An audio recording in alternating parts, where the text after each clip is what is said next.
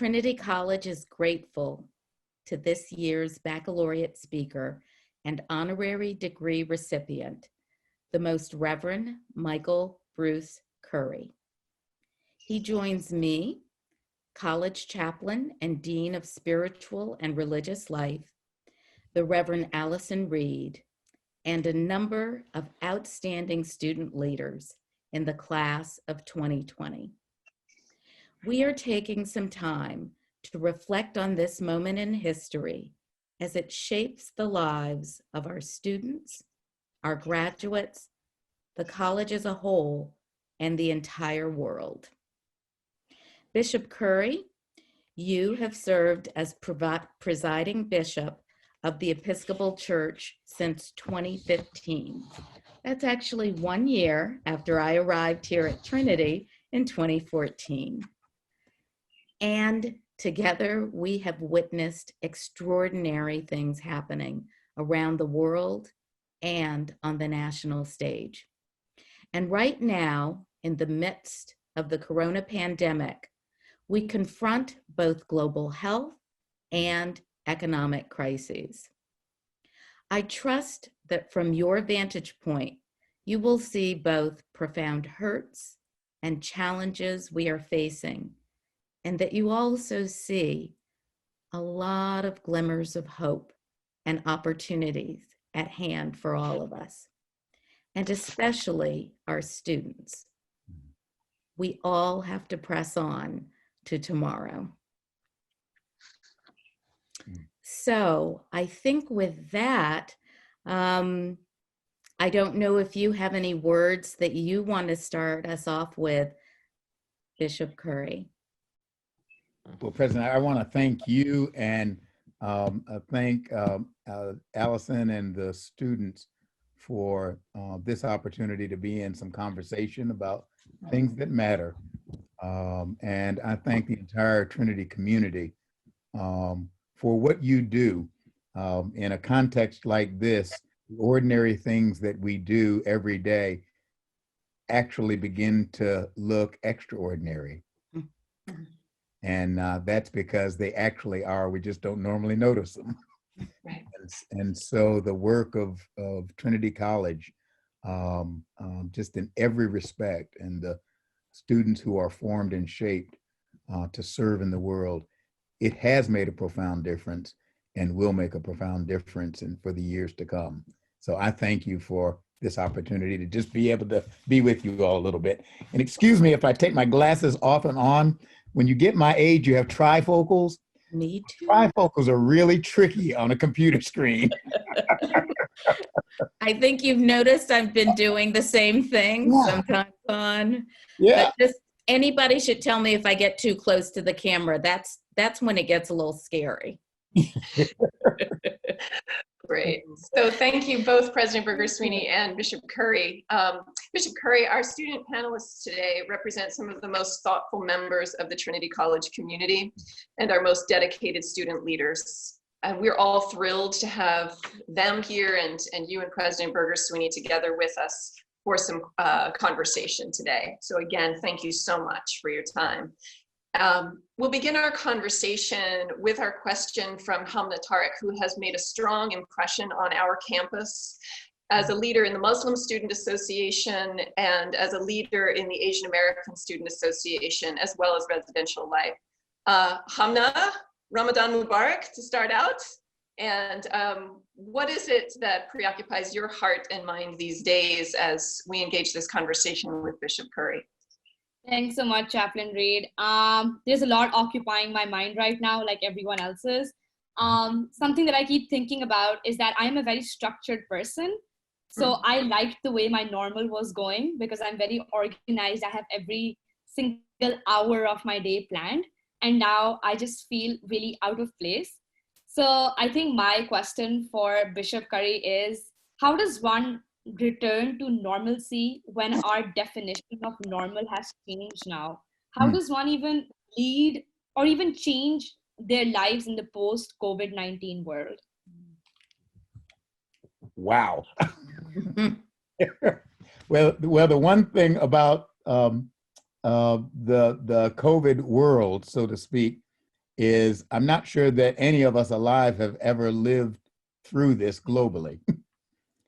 My suspicion is we're all sort of novices at this, and what re-entry means, and how long it will be, and what the shape of things to come will actually be.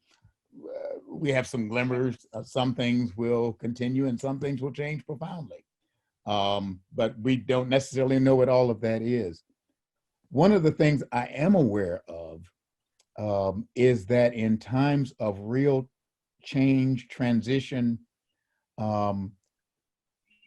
routine and regularity are really important.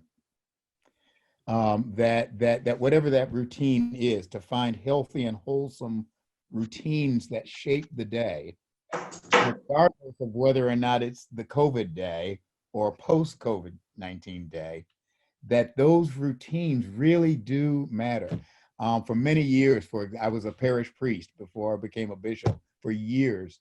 And I can tell you that when I was working with families where there had been loss, especially where there were children, one of the most important things was the regularity of their routines. That when something catastrophic had happened, they needed space to grieve and to be children, but they also needed the regularity of routines. Sometimes it was important to make sure they did their homework in the 3rd grade, even if something catastrophic had happened in the family. And that was because routines are almost liturgies of life. They actually help us to navigate territory that we may not have the words for or the way to conceptualize. So one thing I would say is whatever routine you adopt now for this time, let some form of it continue in the days ahead, whatever the post-COVID world looks like. I mean, I'm a religious leader, so you knew I was going to get. And I just believe, I know for a fact that deep faith and relationship with God in all of our traditions has the capacity to center someone when the other centers that we normally rely on, as the poet said, do not hold. And that does have, I mean, I remember my grandma used to say, hold on to God's unchanging hand, that everything around you may be changing, but to hold on to that steady, eternal hand. And that's what our faith traditions are about. And the spiritual practices that those traditions, various ways of meditation, prayer, and that kind of thing, are actually intended to help us find ways to actually center in on God, or to allow God to center in on us. And the nice thing about them is, I know in Silicon Valley, they're in the beta testing stuff before they market it. Well, guess what? Meditation and prayer has been beta tested for centuries. It works. And so I would encourage you in that. And a third thing, and I'll stop. When I was in high school, I was I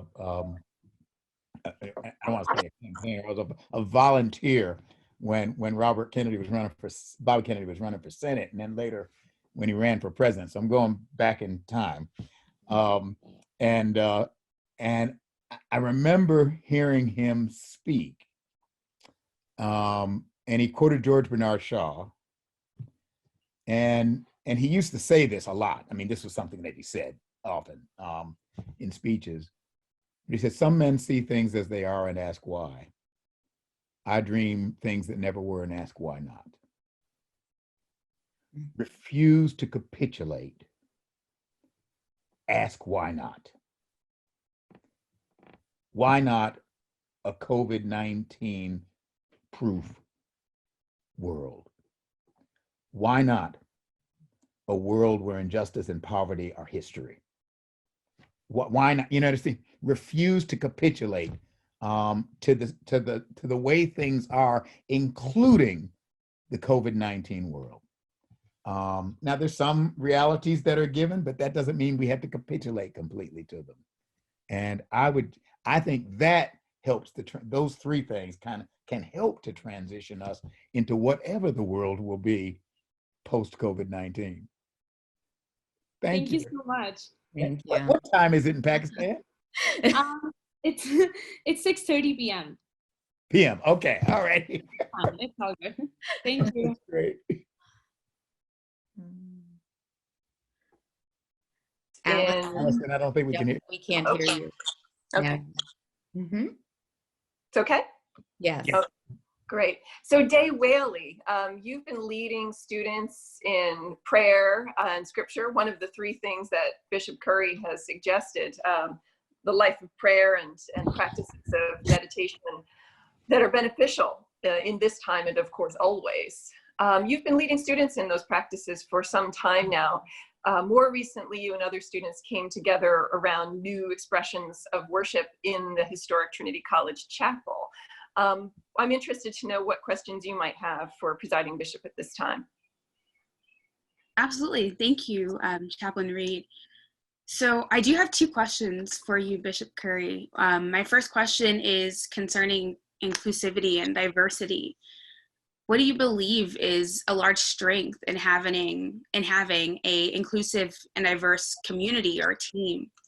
And then with that, how do you affirm value in having those differences?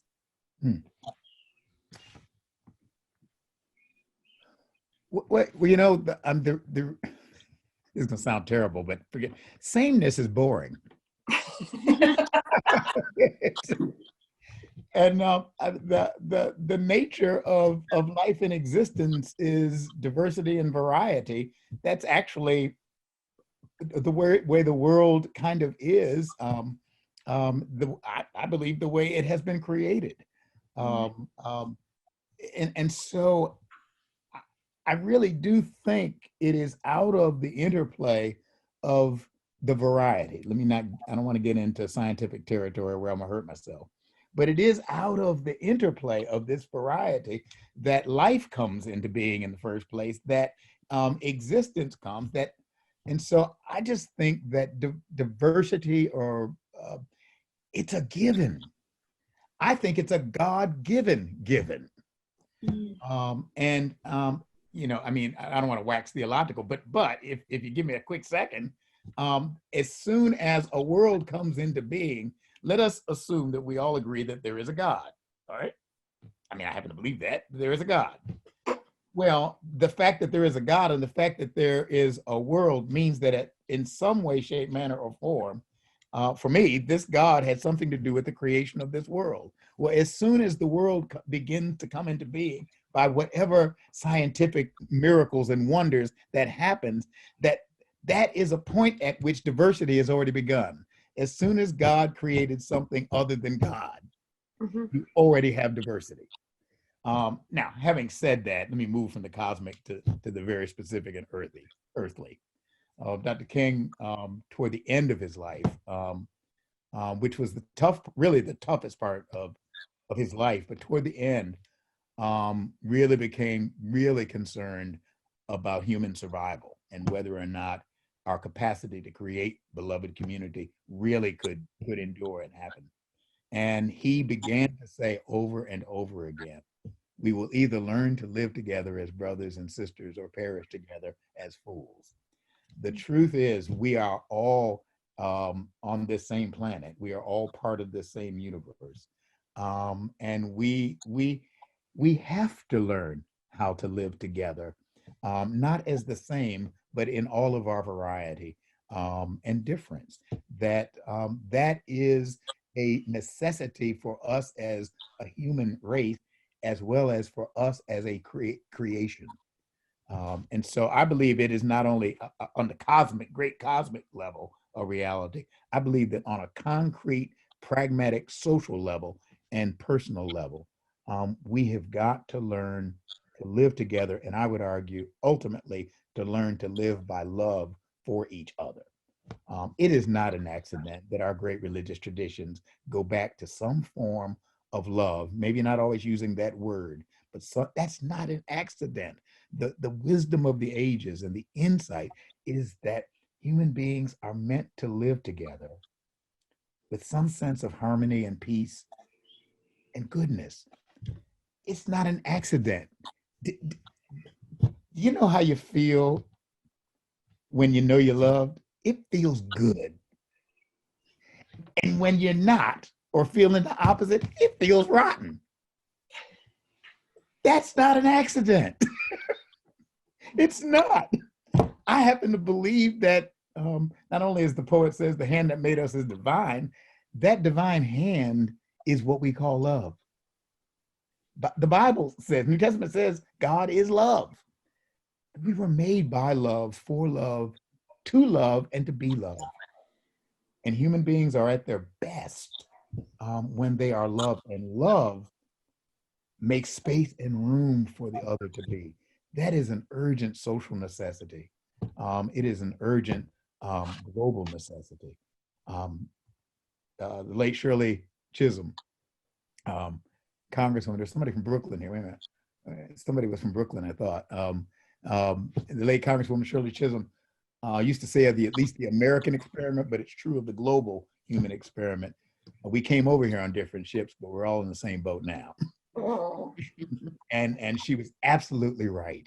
And so diversity, affirming and living into the variety of humanity, my God, that is a tapestry. Tapestries are beautiful. And the human family is actually beautiful because of its variety and its capacity to be united. Bishop Curry, I have a question for you.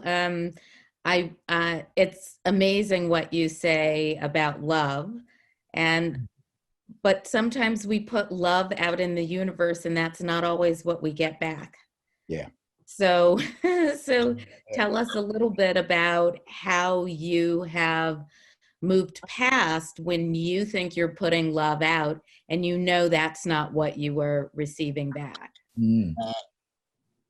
And there are just times like that. And you know, it's not easy. It's just not easy. I don't know if we're made to. There's a part of us, I suspect, it's probably a survivor instinct, that if I'm hit, whether that's an emotional hit or a physical one, my instinct, my instinctual response or intent is to hit back or to respond in kind or to defend myself in some way. And why we're like that, I'm not going to try to figure that out. I just know that we are. And I know that the times when love has not been returned, when respect has not been returned, it has been hard. Some years ago, when I was Bishop of North Carolina, where's my brother from who's got some North Carolina roots? Oh, there he is. When I was Bishop of North Carolina, we were going. This was years ago now. But we were really in the midst of struggles about human sexuality and equality in the church and in the state of North Carolina. And I found myself in a position of, when I first became bishop, I was popular. And then all of a sudden my popularity polls went down as soon as people were fine as long as I was talking about love in the abstract. But when I actually applied it to a specific context, all of a sudden my polls, I told somebody, I said, you know, I think I know what Palm Sunday and Good Friday are about. I get it now.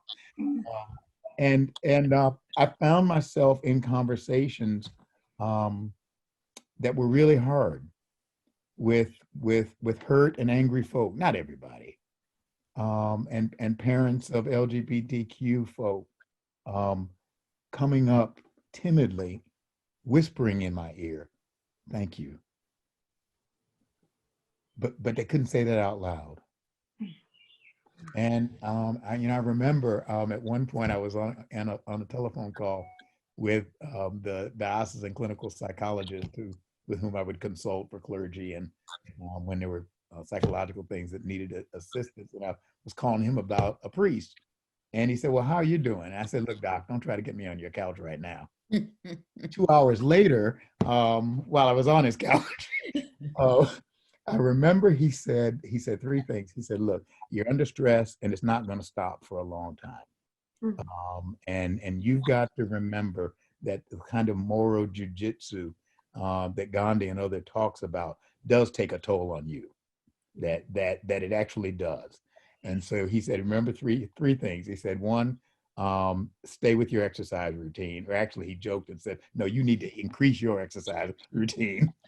He said, two, watch your intake of carbs. This was a clinical psychologist. Watch your intake of carbs. And he said, three, stick with your patterns and practices of prayer. He says, those kinds of things will help see you through when you actually are receiving body blows, so that you don't just retaliate out of your own sickness and woundedness, but you're actually able to respond out of health and out of hope. And that really did help. You know, something else my daddy told me, you know, years ago, you know, the thing is I'm 67 now, and I'm beginning to realize this, as the older I've gotten, the wiser my father has gotten. But Don't tell these young people that, remind them. Oh, I know. It's unbelievable. But Their parents get wiser as the children get older. It's really true. At one point he said, every person is a book. And if all you look at is the cover, you may not know why that person is reacting and treating you the way they are. Sometimes you have to read the book and hear their story and hear them as a person, and you may actually understand, and they may understand you. It doesn't always work, but the truth is, when somebody strikes out, that's coming from a wounded and frightened place. To kind of remember that, I've just found it helpful. But love, because the truth is, I'm better off, even if it doesn't do anything for anybody else. I know Michael's better off. Right. Michael's whole within. And when I don't, it's a real mess. Thank you. That's a beautiful message. I see that maybe Brendan Lynch, you've shared that you're an Episcopalian and hence familiar with Bishop Curry's leadership. I'm curious if you have something you'd like to ask him.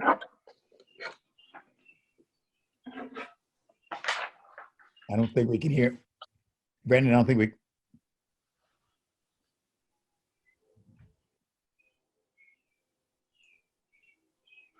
Not yet. Unmuted? Elizabeth, do you have Brendan off mute? He is off mute. Okay.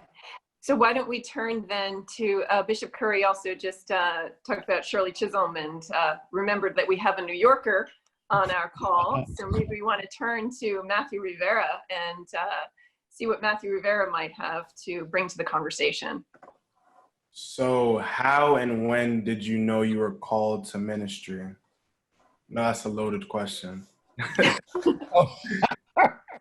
Well, I was in college. Well, yeah, my dad was an Episcopal priest. So, you know, you kind of, when you're a little kid, you want to be like daddy, that kind of thing. But I was really in college about midway through, really, when the idea of being ordained and eventually becoming a priest began to kind of grow in me. And I remember having a conversation with the chaplain. I'm guessing I was a junior about that. The triggers for me is I was leaning toward some sort of public work, probably going to law school with the intent of being in government. And I had an image of entering politics in some way, government service in some way, as a way that you can actually make a contribution and actually make some sense of a difference. And so I was kind of leaning in that way, but in flux. And I remember I took a course, and one of the things that we ended up among a number of other things, were some of the actual works of Martin Luther King, not just the speeches, but a little deeper dive. And I had never, I actually heard him speak once. I was 4, I think. And he came to, it was Western New York. I grew up in Buffalo. And he came either to Buffalo or Rochester. I can't remember. But anyway, my daddy took me, and I was like 4 or something. And I don't remember what he said because I fell asleep because all the other preachers got up and everybody had to preach a sermon before Dr. King got up to speak. And I was asleep by the time King got up. So I never actually heard him face to face, but I actually got to read some of the deeper stuff, the more significant stuff that he wrote, not just the speeches and sermons, and began to make the connection that maybe a religious vocation and then maybe ordination and being a priest might be a way to make a profound and deep dive difference in lives and in society and in the world. And that led to a journey of kind of testing that out and seeing if that was real. And eventually saying, you never know if the Lord is calling you for sure. That's up to the Lord. But it sure feels like it, and it sure felt like it. And that, I think I was ordained 40 years ago, and at this point in my journey, like Maya Angelou says, quoting that old spiritual, I wouldn't take nothing from my journey now. And so it was a journey. And thank God there was a chaplain, like Chaplain Allison, who was there, a guy named Dusty McDonald, when a student just wanted to come and talk. And the conversation eventually became a conversation that led me to seminary. So Allison, you got great work to do. I'll tell you, it's worth it. Oh, there are ministers among this crowd, I'll tell you that. I got it. Brendan, So can we Matthew, hear did you have a again? follow-up question for Bishop Curry? Well, I wondered if we can hear Brendan now. Yeah, I think so. Yeah. Yes, now we can hear you. Yes, thank you. Excellent. Thank you. Bishop Curry, you alluded a little bit earlier to your role as a leader in the church. And I'm wondering, in a time of crisis like this one, what should we expect of our leaders? And perhaps what shouldn't we expect of them? I will carefully avoid any specific partisan reply, but I can tell you that I know what I need in leaders and what I pray I am in my small domain. Leaders at one and the same time must elevate us to our highest selves. And while elevating us, bring us together, which is part of our highest selves. That's leadership. Now, there are times when elevating to our highest selves can lead to some division. I was talking about the period in North Carolina. And yet, if done, it seems to me, in an explicit way of love that actually does seek the good and the welfare of all, not just of some, that in time, that message does win over. The Diocese of North Carolina, when North Carolina was debating marriage equality, and there were attempts to eliminate it, the Episcopalians in North Carolina opposed any means of restricting the rights. This is before the Supreme Court had spoken. They stood to oppose the restriction and taking away of basic human rights from anybody. They did. I mean, I saw them do that. And that was folk all over the political spectrums understood that basic human rights and decency are a God-given thing. They are not a man-made thing. They're God-given.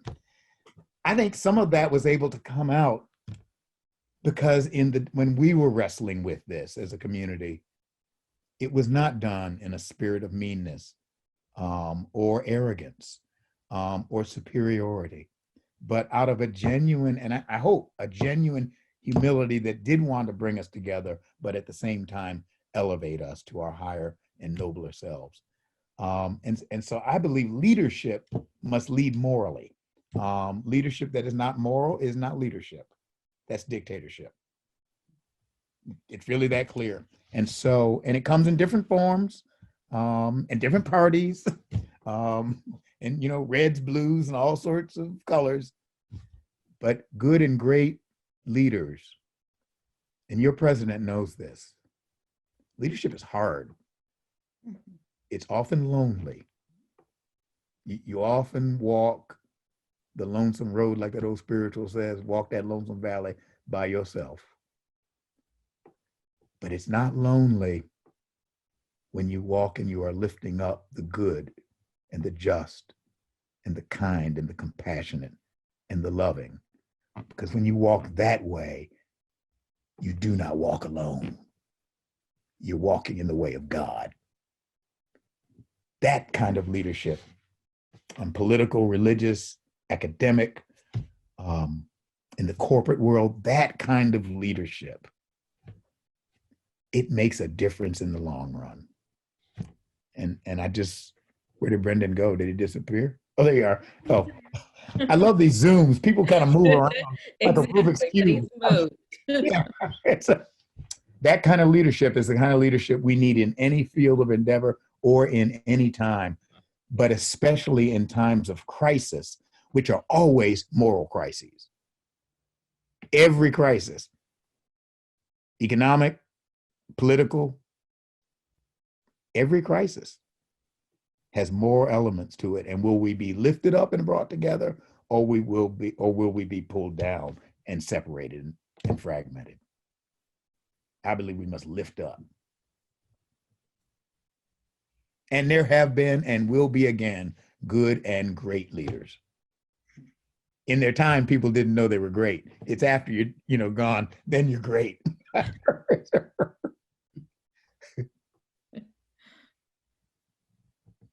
Allison, we can't hear you. There you go. I was just going to say, we think you're all right in the here and now, Bishop Curry.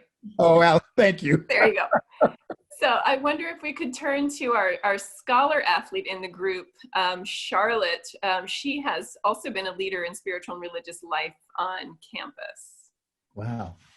Thank you, Chaplain Reed. Hi, Bishop Curry. I was wondering, it feels, you addressed this a little bit in your answer to Brendan's question, but it feels like we're in such a divided time politically, and there have been protests, protesting stay-at-home orders in this moral crisis. And I was just wondering what your advice is and how you think we can best pull communities together to face these challenges united.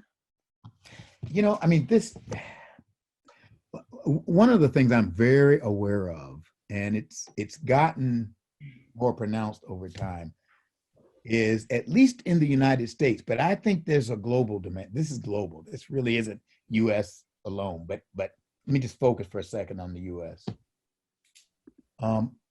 America has resegregated itself in the last 30 years or so.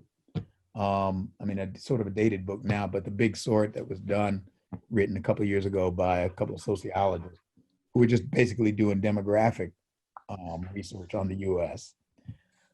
Revealed in a more popular way what has been known in marketing circles, have known this for a long time.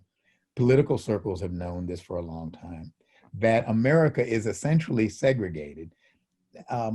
Racially to some extent, but more on socioeconomic levels, as well as ideological levels.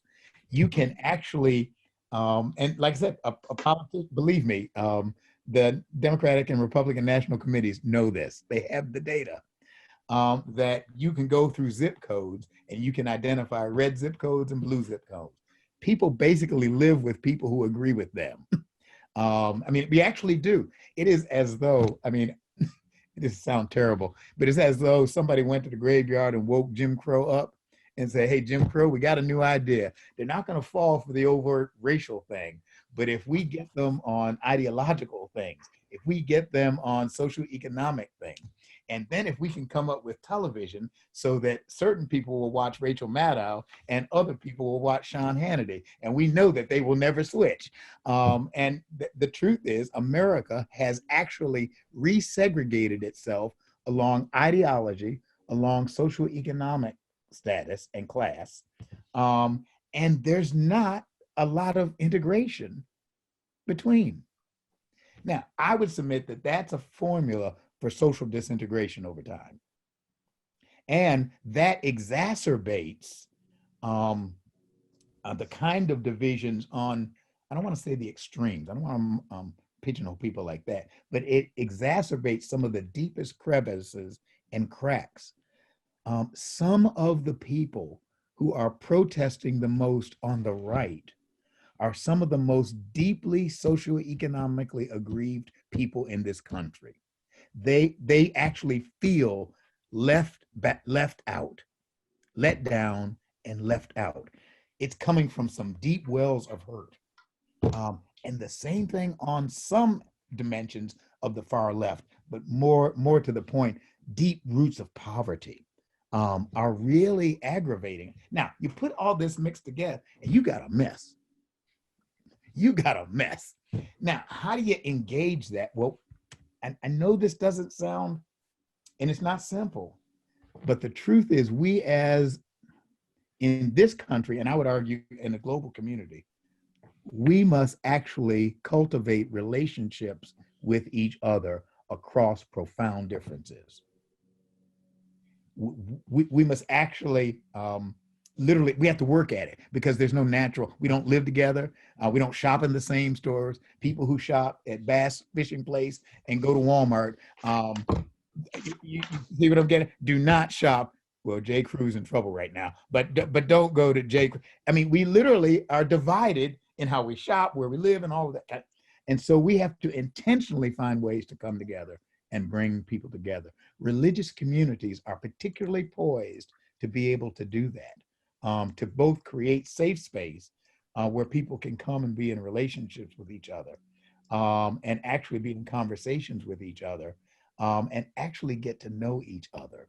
To foster those kinds of relationships and occasions may well be one step toward doing that.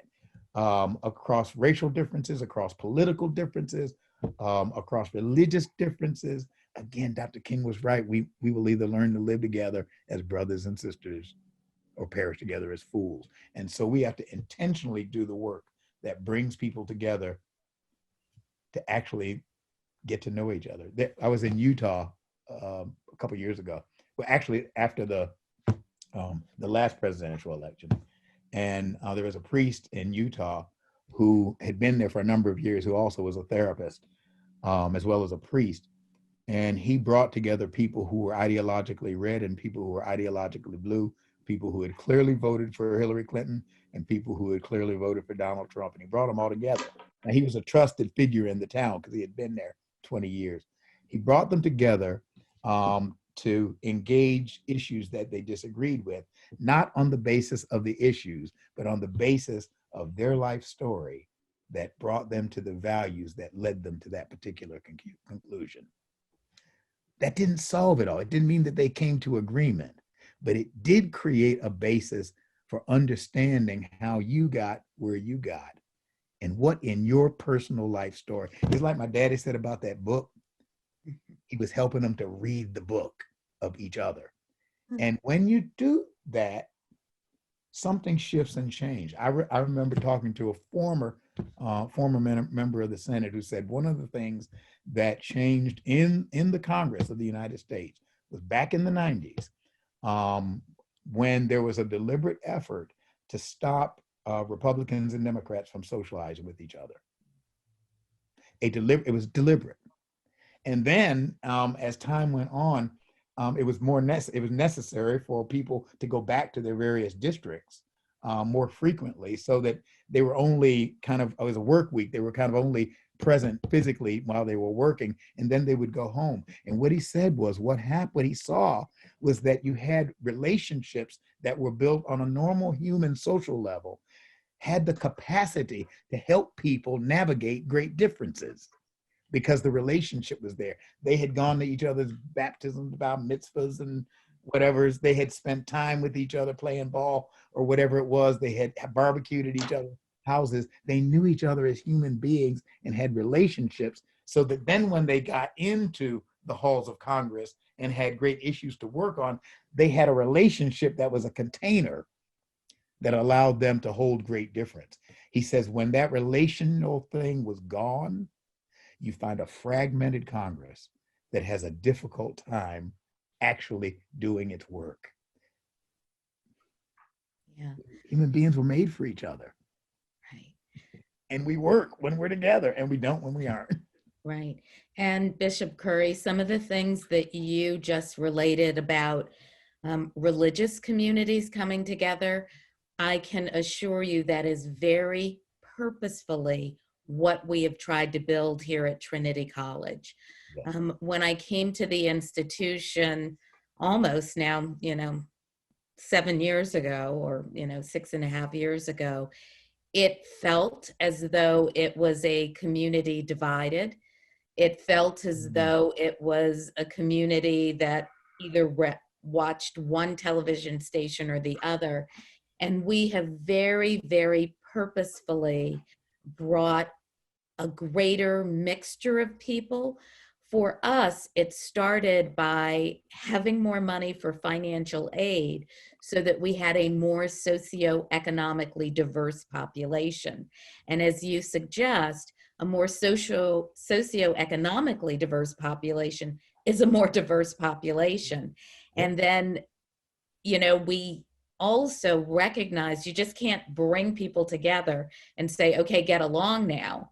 Right. But that has been the challenge of the last 6 years, how to actually bring a more diverse population of students together and then find ways for them to actually interact more, such that you're building those relationships that once people leave, they carry a whole different spirit away with them. And, it's challenging, but probably the most satisfying work possible. Yes. For a human. It's So, a fundamental human experience. you were talking a little bit, about, a bit more politically, but I just want to say that I've seen it and seen that evolve here on our campus, and tried to be purposeful about it. But that's the challenge of today, when so many external forces are pulling people apart to try to say, no, here it's safe to actually have those conversations, those relationships, and learn about people from very different backgrounds. And we've done it both socioeconomically, and as you see just a hint of on this call, also internationally. We have a very different population than we did when I walked in. But anyway, I'm not supposed to be commenting. There's probably someone else who hasn't spoken, and we only have 5 minutes left. Oh, I'm sorry. So I wanted to, as President Berger-Sweeney said, this has been a shift in culture here at Trinity College, and the students on this call, including Matthew and Day and Hamna and others, have been very active in bringing students together. And one of the things I'd be interested also in hearing from Will on this question. My sense, and correct me if I'm wrong, Will, is that one of the points around which many students come together is a sense of urgency about our environment and environmental justice. And Will has been a leader in that issue on our campus. Will, I just wanted to give you a chance to share what may be on your mind, or any question of any kind you might have in this moment as you approach your graduation. Yeah. So I guess the question I had prepared wasn't really about anything environmental, but it is definitely tied into all of the different racial and socioeconomic ideas of differences that you were talking about. I guess I had 2 questions. The first is kind of quick and not super deep. I guess I was wondering just kind of what it was like to preach at the royal wedding, and to be in Westminster Abbey. But then my second question is kind of wondering just what gives you hope in kind of dark times like these with the coronavirus, but also in doing the kind of monumental bridging that we have to do in reconciling all of the differences that you were talking about? What kind of keeps you motivated and gives you hope in doing all of that? Which one should I take first? That's up to you. Well, I'll do the wedding quick. Well, it was intimidating. I've never preached in front of 2 billion people before, much less the royal family of Great Britain. So that was a bit intimidating. And yet what was really interesting was, I mean, fortunately, I've preached many wedding sermons, again, not any in quite that a context. And over the years, what I've learned is speak to the couple. And if you actually talk to the couple, you'll be talking to everybody else. And so when I was there, I just kind of zoomed in on them and focused on them and tried to say something that I hoped would actually make a difference for them and hopefully for the congregation that was there. Anyways, it was a good experience, and they're going to chart their own way, as they already are. They're going to chart their own way. That's who they are, and God bless them.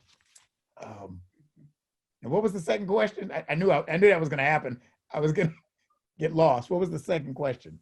Yeah, it was about kind of what gives you hope in times like these and in just kind of challenging everything. You know, let me stay in England for a second. I don't know if you saw it, but it was, you know, in the media can be media, and that's their job. But early in April, I remember reading a story about a guy named Tom Moore, Captain Tom Moore, who was Royal Air Force, who was at the time 99, and he turned 100 last the 27th of April. Anyway, the guy was like 99 years old. He was fought in World War II. He wanted to do something in the COVID pandemic to help the British healthcare system for people who needed assistance, financial assistance. So he was trying to raise, I think, like £1,000 by people, you know, could sign up to support him as he would do laps of his backyard, which he's on a walker. I mean, the guy's 99 years old, he's on a walker. Well, I mean, he started doing this and somehow it got out and people got excited. He started raising all this money. And he's like, I don't know if you've seen him on TV or anything, he's like bent over and stuff, walking on this walker. And he met his goal. He's raised $40 million. There are people like that. They still live. They still exist. And we just happen to know about Captain Tom Moore. But the other thing was that $40 million came from somewhere. And it didn't just come from Great Britain. It came from people around the world who saw somebody doing something good for somebody else and they wanted to be a part of it. That gives me hope because I really do believe the silent majority, if I may take a Nixonian phrase, the silent majority really does want to do what is good and just and kind and loving. But they're often the silent majority. But that $40 million,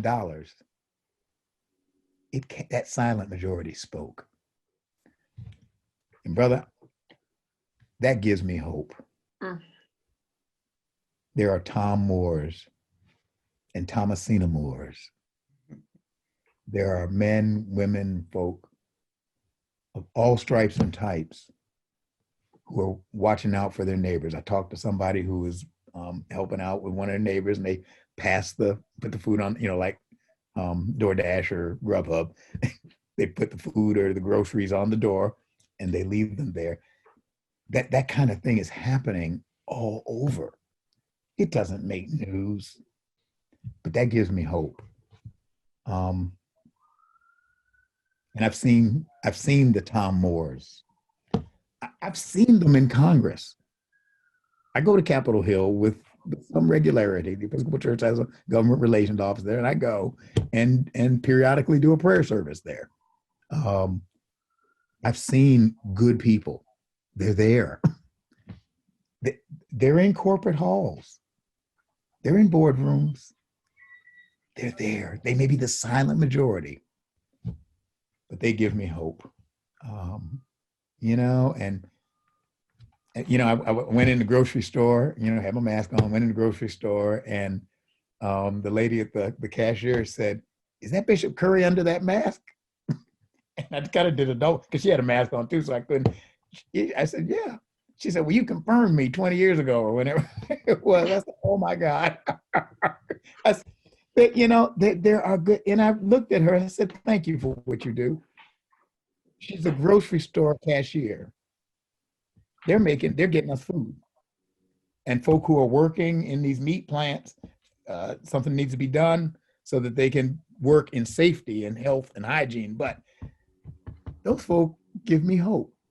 They're not going to work just for a buck. They need to earn a living.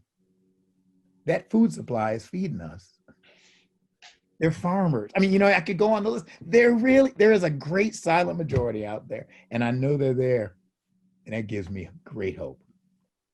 And I'm not trying to be gratuitous or anything to you, but the fact that you would have this conversation, your president and chaplain know this. You give me great hope. You do. The fact that you would care enough about religious values and faith in this world in which we live tells me a whole lot about you. And that gives the world hope. That's right. I'm not sure that anyone could put it any better than that. I know that the hour has come and our time is up. I want to say thank you to Bishop Curry and congratulations again on your honorary degree from Trinity College. I think that you have proved to all of us that you are most worthy of the degree that is being bestowed upon you. But also, I just want to speak for myself and say what's amazing about this conversation is I know if I polled every single person in a square, they will swear that you were talking specifically to them. And to have the ability to speak broadly, but for people to know that you're speaking directly to their hearts is something that is a true gift that we've all shared in for this past hour or so.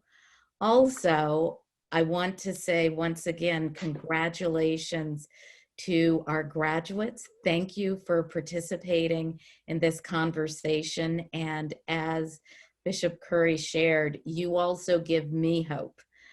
Everybody, I think, now is looking to each other for inspiration and hope. And I certainly have found that in this conversation. And I go away richer than I came into the conversation, a little disheveled, a little late, but going away a lot richer. So I don't know, Allison, if you want to say anything to kind of close up our time together. Great. Thank you all so much.